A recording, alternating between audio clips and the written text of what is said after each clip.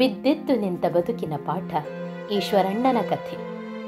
ಬದುಕಿನಲ್ಲಿ ಬಂದ ಕಷ್ಟಗಳು ನಮ್ಮನ್ನು ಮುರಿಯಬೇಕೆಂದು ಬಂದಿರುವುದಿಲ್ಲ. ಅವು ನಮ್ಮೊಳಗಿನ ಶಕ್ತಿ, ಸ್ಮೃತಿ, ಧೈರ್ಯವನ್ನು ಪರೀಕ್ಷಿಸುವ ಕ್ಷಣಗಳು. ಕೆಲವರಿಗಂತೂ ಈ ಕಷ್ಟಗಳು ಬೃಹತ್ ಸಾಗರದ ತರಂಗಗಳಂತೆ ಅಪ್ಪಳಿಸಿದರೂ ಕಡೆಗಣಿಸಿ ಬೆಳೆಯುತ್ತಿರುತ್ತಾರೆ. ಇಂಥ ವ್ಯಕ್ತಿಯೊಬ್ಬರು ನಮ್ಮ ನಡುವೆ ಇದ್ದಾರೆ. ಅವರೇ ಈಶ್ವರಣ್ಣ. ಅವರ ಕಥೆ ಚಿನ್ನದ ಚುಕ್ಕಾಣಿ ಹಿಡಿದು ಬರೆದಿರುವ ಉಪನ್ಯಾಸವಲ್ಲ.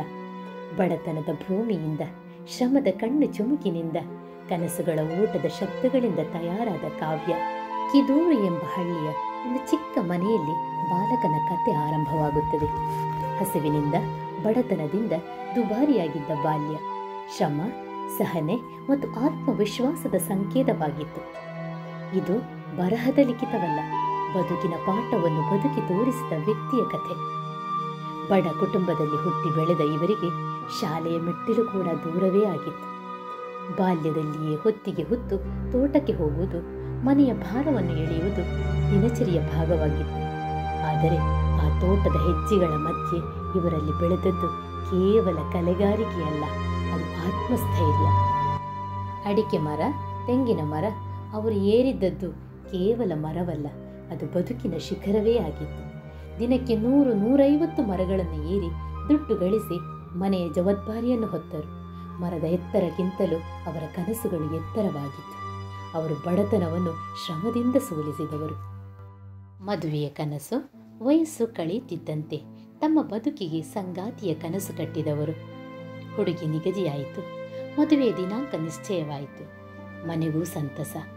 ಆದರೆ ಮದುವೆಯ 3 ದಿನದ ಮೊದಲು ಅವರ ಬಾಳಿಗೆ ಬದಲಾವಣೆಯ ಬಿರುಗಾಳಿಯೊಂದು ಬದುಕನ್ನೇ ಬರಡಾಗಿಸಿತು.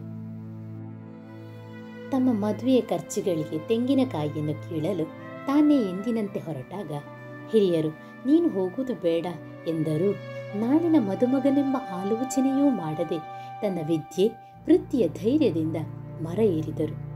ಎಂದಿನಂತೆ ಮರವೇರಿ ಅಚ್ಚುಕಟ್ಟಾಗಿ ತೆಂಗಿನಕಾಯಿಗಳನ್ನು ಕಿತ್ತು ಇನ್ನೇನು ಕೆಳಕ್ಕೆ ಇಳಿಯುತ್ತಿರುವಾಗ ಸಿಯಾಣ ಕೀಳಲು ಹೇಳಿರುವುದು ನೆನಪಾಯಿತು. ಪುನಃ ಹಿಂದೆ ತೆಗೆದ ಹೆಜ್ಜೆಯನ್ನು ಮೇಲಕ್ಕಿಟ್ಟರು. ದೇವರ ಪರೀಕ್ಷೆಯೋ ಅಜಾಗೃತೆಯೋ ಗೊತ್ತಿಲ್ಲ. ಮರದಿಂದ ಗಾಳಿಯಲ್ಲಿ ಬೀಳುವಾಗ ರಾಮ, ಶಿವ ಎಂದು ಕರೆಯಲು ಸಮಯವಿಲ್ಲ.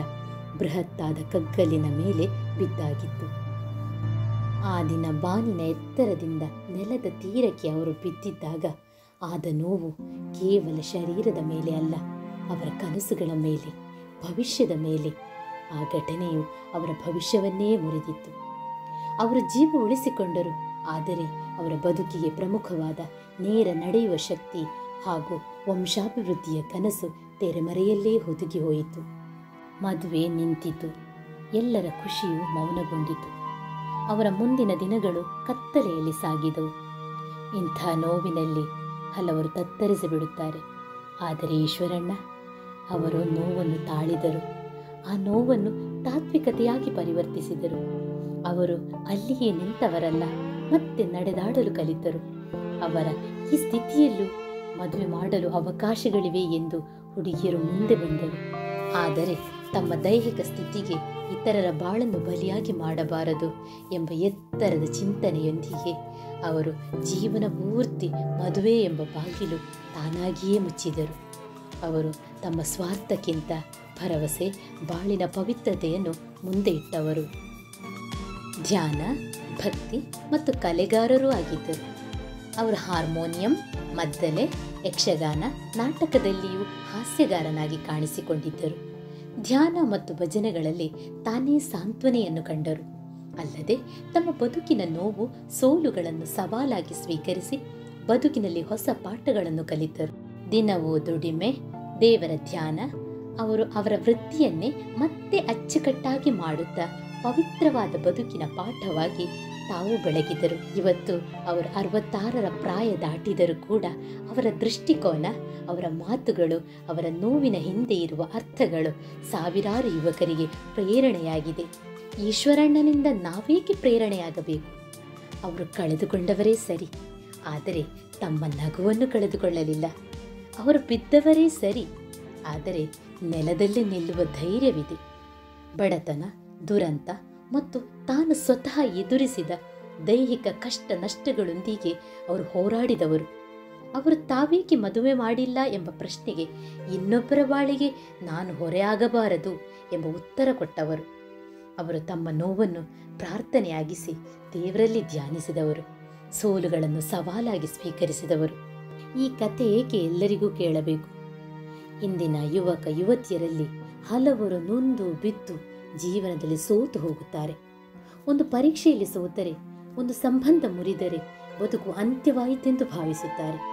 ಆದರೆ ಈಶ್ವರಣ್ಣನಂಥ ವ್ಯಕ್ತಿಯ ಜೀವನ ನೋಡಿ ಕೇಳಿದರೆ ನಾವು ಎಷ್ಟು ಆಶಾವಾದಿಯಾಗಿ ಬದುಕಬಹುದು ಎಂಬ ಭರವಸೆ ಮೂಡುತ್ತದೆ.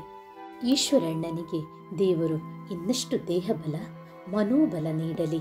ಅವರ ಬದುಕಿನ ಕಥೆ ಇನ್ನು ನೂರಾರು ಯುವಕರಿಗೆ ಬೆಳಕು ತೋರಲಿ.